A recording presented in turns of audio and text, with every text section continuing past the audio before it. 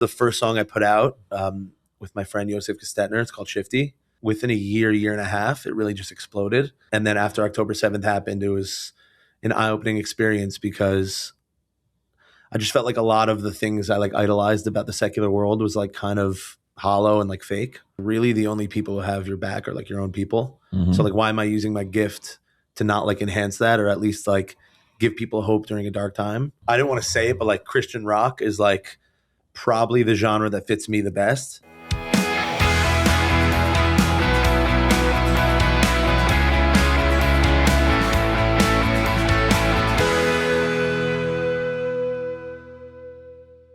I'm really happy to be here with a very special guest, Yoni Gelfand, otherwise known as GELF. Yes, sir. Yoni, or I know GELF is a nickname. Yeah. But I'm gonna call you GELF. So absolutely. All right. Please so do. GELF. Yeah.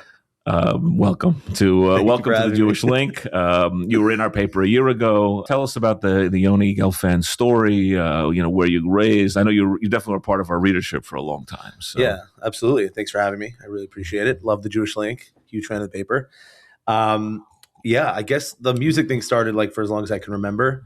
My parents were always pushing me to do like regional choirs, like in Muncie and through my school in SAR. Jewish? Yeah, Jewish. Like from choirs in Muncie, and then like whatever they can get their hands on in SAR and camps. Like I always sang. Wait, so hold on. So you went to where'd you go in Muncie? Ashar? Yeshiva Spring Valley? Yes, I went to Ashar. Okay. And then I went to SAR from kindergarten through 12th grade. Not a common move. Not a common move, correct. Okay. Yeah. All right. My parents moved me out early. Mm-hmm. Yeah. Okay, and they didn't. I guess they didn't want you going to TNX schools. I guess SAR. They just liked SAR. Yeah. My dad had a connection with one of the rabbis there. He grew up with him. They're like best friends. So they took a shot with SAR, like with our whole family, and it worked out. That's cool. So music was what instrument? What was it? Was it always vocals? Was it always? It was vocals until high school, and I picked up I found my mom's like old guitar in the basement, and then like it was like cracked and all the strings were broken. So she's like, I was just still playing with it. So my mom's like, yeah, we'll just buy you a new one. So I taught myself guitar throughout all of high school. And that's like primarily what I write music on. I know the answer. What was your early influences, especially in high school and beyond? Yeah. And then I want to know when you started like, hey, maybe I could do this. Right. When that moment began, right. when I could do this more. For sure. So early influences, I would say there were Jewish influences and there were non-Jewish. Jewish influences were like A.B. Rottenberg, Journeys for sure. Leif Tahor was a huge one. Shalsheles, Chevra. I was like obsessed with those artists and bands. Sweet, like a kind of a sweeter, soulful, thoughtful, it's different, like a certain type of sound. Like when you mention all those three, definitely. Mm-hmm. And then non-Jewish influences like Ed Sheeran, just like soulful R&B country singers. Like back in the day, I would always try to like sound like them, and The Fray. Mm-hmm. Yeah, like all that kind of stuff. Did you or your parents know that you had a good voice, like you were from an early age, or did it happen post bar mitzvah? So my parents knew I could sing, or way earlier than I did. But in like 7th and 8th grade, when I would like start singing and playing piano, like people started to notice and like tell me I was good, and then like I would garner attention. So that would just tell me like, okay, I would like feed off of that feedback. Mm-hmm. But I never like knew I had a talent until probably like 8th grade. And it just push you forward. Okay, so let's talk about high school. Join any bands? You sing anything? I did Battle of the Bands in high school. Shout out to all the way from Wesley, the 845. We won Battle of the Bands doing like punk pop covers. Mm-hmm. So we did like Vanessa Carlton's 1,000 Miles, sure, like with like a rock metal feel, mm-hmm. and we won Battle of the Bands.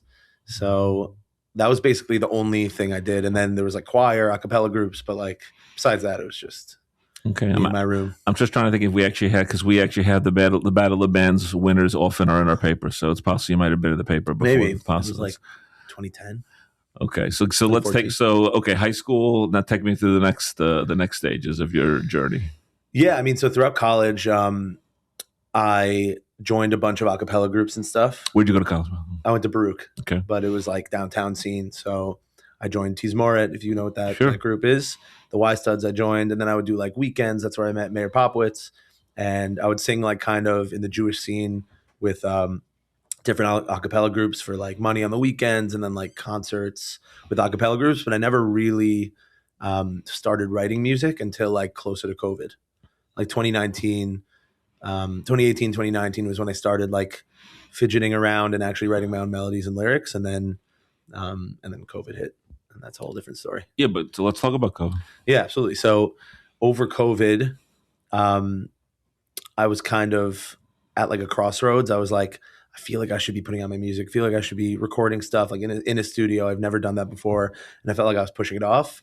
So I found producers that I was like influenced by in the Jewish world, and I never was going to put out like Jewish songs. It was always non-Jewish, based on influences. Even though on the weekends you were still enmeshed in the Jewish music world. Yeah, okay. In my opinion, like at that point, Jewish music felt more like a job, and this felt like more of like my outlet where I could like love that. Yeah, and I idolized these famous singers, Justin Bieber, Ed Sheeran, Luke Combs, like all these country artists and major pop artists, and I wanted to sound like them. I wanted to write like them, and I never really like sat down and wrote music before.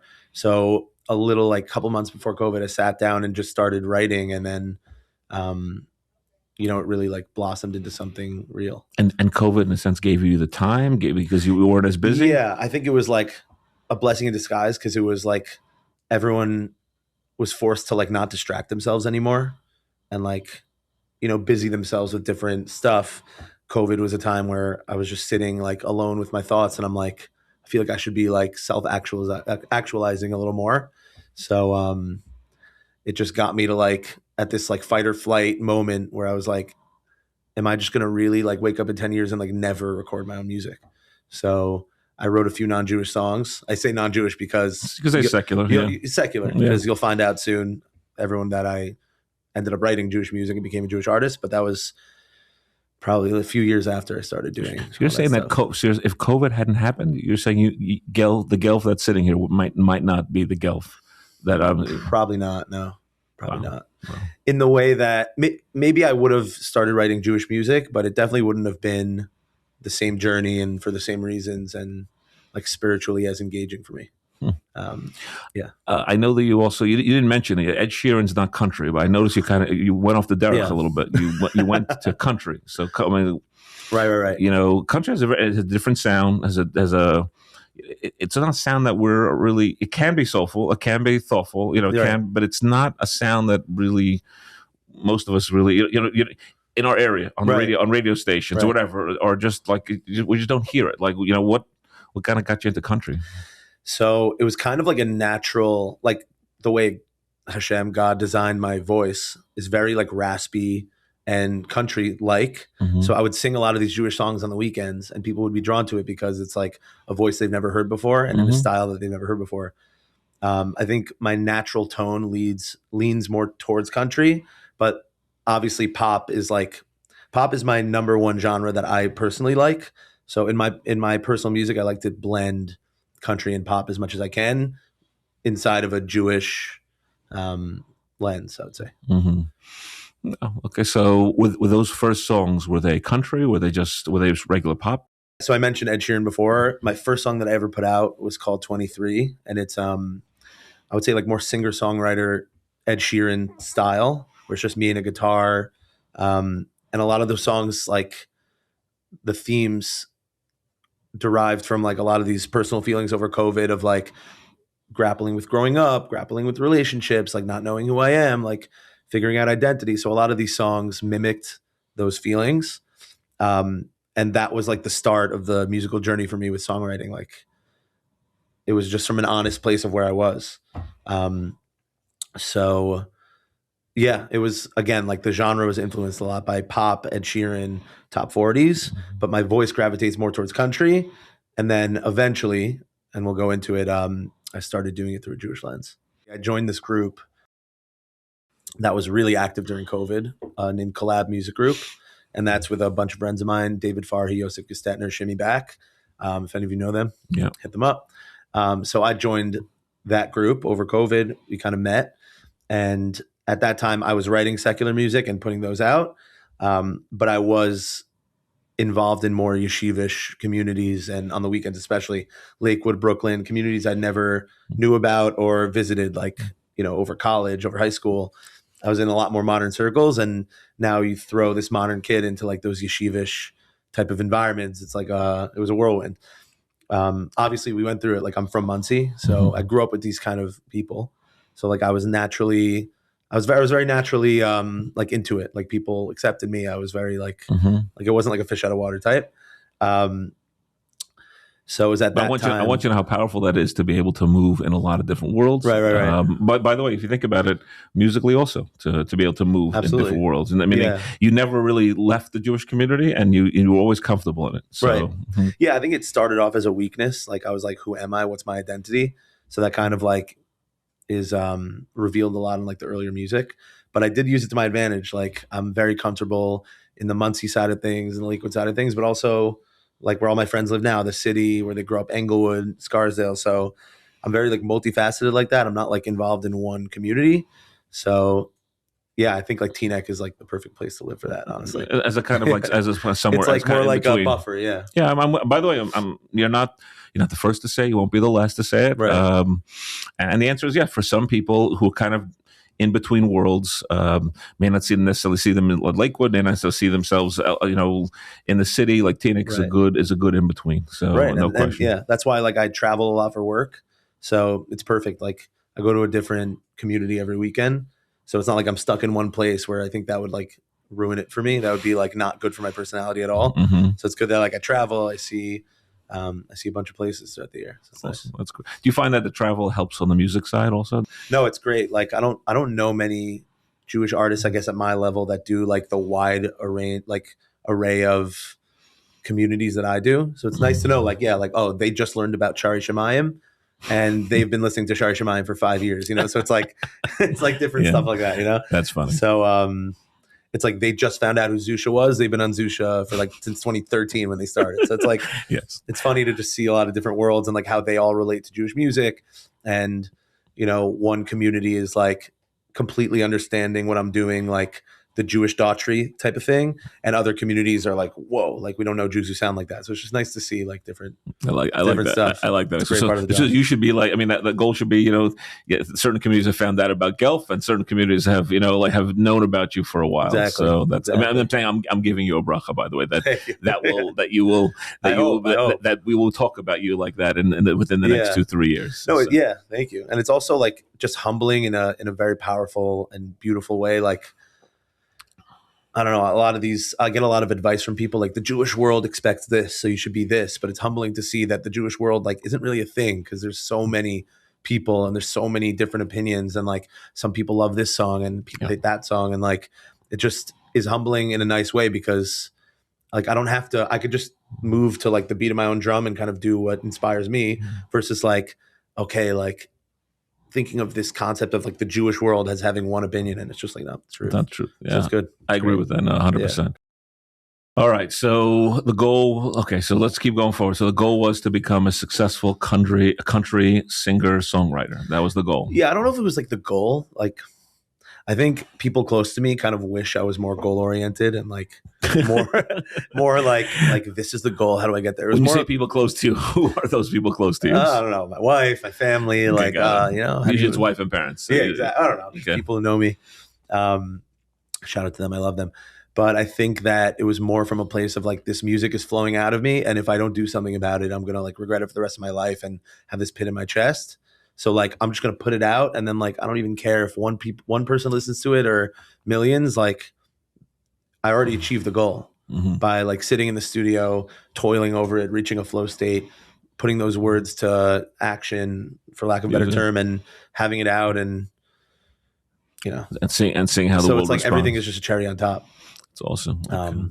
Okay. So you didn't set. So you're not good at setting goals. Don't worry. That's but you kind of must. You have, but with every song that you release, like you have a hope. I mean, I'm not an artist, but you want things like, hey, I really want people to like. I want this to viral. Nowadays that shifts. Yeah. Nowadays that like if you're talking to me over COVID, where I just like didn't know anything. Like I wanted to just put out music, like it was flowing out of me. Nowadays I have a little more of a leash on it. And like a little more of a direction. So yeah, like that's definitely evolved. It's not always good to like stay in your box of like, no, I don't need to have a goal. Like I should just do this for like the love of it. So there's a balance there. But yeah, with every song comes the hope of like, I hope people like this. I hope they're singing it at camps. I hope I receive videos every day of like covers, people covers or fake, just or like different versions of it, or like camp choir singing it. Like that's always like. Have you had that? Ton. Like, what's the song that's been like the best received? So it was the first song I put out with my friend Yosef Kastetner. It's called Shifti. Thank God that's a whole story in of itself. But I'm interested. Let's hear. Yeah. So I guess like now is a good time as any to tell you about the transition to Jewish music. Before October 7th, the goal was very much Jewish music is my job and secular music is my passion. And I didn't really see like a reason to bridge the two at all. And then after October 7th happened, it was an eye-opening experience because I just felt like a lot of the things I like idolized about the secular world was like kind of hollow and like fake. It was really like a gut punch and like a, like a taste of reality that like really the only people who have your back are like your own people. So like, why am I using my gift to not like enhance that or at least like give people hope during a dark time? So and you felt it deep. You felt it. Yeah, I felt like the longing to. Well, Shifty had already been written, but it was kind of just like on a voice note. I wrote it like during college. Like it just kind of just came to me, and I was like, let's take a crack at Jewish music writing that'll never see the light of day. And I would play it all the time, like on gigs with Collab. And they're like, you got to put this out, you got to put this out. But I'm like, it's not going to like look good with like all my secular music. Like, I'd rather just give it to Yosef, who wanted to do the song. So he was going to do it on his own. And I just like gave it to him. I didn't care. And then October 7th happened and we kept revisiting it. And he's like, I think we should do it together. So I was like, okay. Like, and that was a very big step for me because I had this like notion of a Jewish music artist that was like white shirt, like black kippah, like a Rebbe on the side, like at their concerts being like Hashem, Hashem, Hashem. And I just like wasn't that guy. And like, obviously I believed and I'm a Jew, obviously, and I love it, but I didn't see myself as like a Jewish artist. But then after October 7th, I was like, I think we should just put out the song. And I think it means more than like any branding or image or anything. So you're saying post October 7th, Yoni Gelfand, Gelf became a Jewish artist. Interesting. You should know that concept of October 7th creating a whole new class called post October 7th, called October 8th Jews. So October, you're in a sense an October 8th Jewish artist. Right. Wow. Yeah. Before October 8th, like the extent of my Jewish music was like, I'll listen to Shalshelis every now and then and show up to an event and drink and sing and like get paid. But now it was more like even after like weddings after and events after just took on a whole new shape. Wow. It was a lot more like meaningful, a lot more octaves. I felt like more like tapped in. So Shifty. So talk about Shifty. So it launched, and so it just got a response. I mean, I realize now that I realize actually I know exactly what you're talking about. Yeah. I remember Shifty from post October 7th. So sure. Right. So we brought it to my producer Avi Turner, who's incredibly gifted. And all three of us put our heads together and we wrote Shifty. We crafted a bridge and we put everything together, blah, blah, blah, etc. And we put it out, not expecting like it to be anything. And then honestly, in the first few months, it was like growing steadily. It was like a thing, like our inner circle knew the song, but then like within a year and a half, it really just exploded. And thank God, like, what do you attribute the explosion, by the way? Just how did it catch on, or but that's always the mystery. How do things catch on? Well, in like hindsight's 2020. Now that I put out a few songs, I think that the Jewish music, just the Jewish world finds music like in a way that I can't even explain. Like I think it's like a divine thing where like the Jewish world will find a song if it's good and like meaningfully created. So like, I mean, now we're going on a tangent a little bit, but like there's like a lot of AI music now. And like I fully believe that like the Jewish world won't accept it in the way that like a meaningfully created song will be accepted. Because I think like the Jewish world just has that like soul about them. You're saying where like they'll find a song. They're AI original songs. Yeah, people are doing it now. That are people trying to mass release. They're trying to not trying, succeeding. People put out like full albums and with like just pressing buttons. So also to say that I think like the Jewish world, for lack of a better term, obviously there's like a lot of intricacies, but they find music. Like they'll find it. I always tell artists who are like coming up, who are messaging me like, hey, I'm looking to get in. I just say like, if you put out a song that you like and you work hard on it and invest in it and you really like the way it sounds, the Jewish world will find a way to find it and put it on the map. I like that. I like that idea. That's a nice idea. So let's talk about the last 3 years. So it sounds like the last 3-4 years since October 7th have been almost transformative. So Absolutely. Let's hear about them. So we put out Shifty, right? And then like I had like written other Jewish songs in my voice memos, but I didn't have that same drive to put stuff out. Like I put out Shifty, whatever, like go on with my life. Mm-hmm. But then Everett just kept being like, okay, like what's the next song? And then I'm like, it's like a weird imposter syndrome thing because I'm like, oh, like I guess I'm a Jewish artist now. Like people heard that song and they see the videos, we posted about it, and they're like, hey, what's the next one? What's the next one? What's the next one? So I put out a song called Echad that we spoke about before. Yeah. It's about a year old, I think, correct? Yeah. The video is a year old, I think. Yeah, okay, year. Yeah, so I really liked Echad. I enjoyed that. Thank you. It's a lot more, and it's obviously it's also like a different genre than Shifty. Oh yeah, totally. It's more rock. It's more, and that went huge. That one even, I mean, in a lot of ways, it went bigger than Shifty. How do you measure? Like when you say huge, like is it it's Spotify downloads? Like what does that mean? For like define that. Yeah. So if you're collabing with someone, it's always going to be easier to get bigger for that song than you just putting it out yourself. Okay.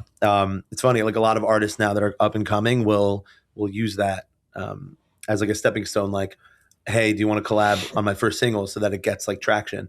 So obviously with Shifty, like Yosef Gestetner had his own following. I had my own following.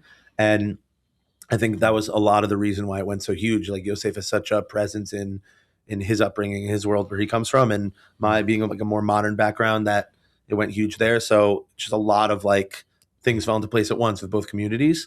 With Echad, you never know, like with songs like Echad where it's just you never know if people are going to see it. Yeah. Like what if Shifty was only big because it was Yosef's page? I don't know. So thank God on Spotify it has more streams now. It's my most streamed song, Echad. And I also think with that like post October 7th Achdus feeling, I think a lot of people resonated with it. Give me the sense of the numbers. I didn't check Spotify before, so like how many views, downloads? We're talking YouTube, Spotify, all that stuff. So Shifty is my biggest song overall, all platforms, but just Spotify it has like around 700K. Wow. Okay. Yeah. It'll probably hit 1 million. Like and for Jewish creative Jewish music, like what's considered like huge? Like probably like 500 to 1 million is like people know it. Yeah. Mm-hmm. But no, like thank God both are. I'm really proud of both of them, and as well as all my other songs. And Shifty's like sung at chuppahs, like camps. Like we were just invited. My wife and I were invited to Shiria like a year and a half ago, and like the sophomores did Shifty, and it was like crazy to see. So wow, what does it feel like? I mean, I at Shiria watching 300 kids singing a song that you put a lot of toil and effort into. Yeah, it's just wild because like when they were singing it, I was thinking like of myself like in my college dorm room like playing it, and I'm just like what if I never put it out? Like then these kids wouldn't have, they would just sing the somebody else's song, I guess, but I don't know. But it's just cool like to think that like it's too powerful. I'll be straight, that's a powerful moment. It just wasn't going to come out. Like, it's cool. I'm actually jealous of I was never jealous of artists before but I'm like and I thought I had a nice position as the publisher of the Jewish Link, but I'm saying like that's actually a really cool moment. So to see someone like a whole group of kids singing a song like that Shifty. So hopefully it should continue, by the way. More songs like that. Appreciate it.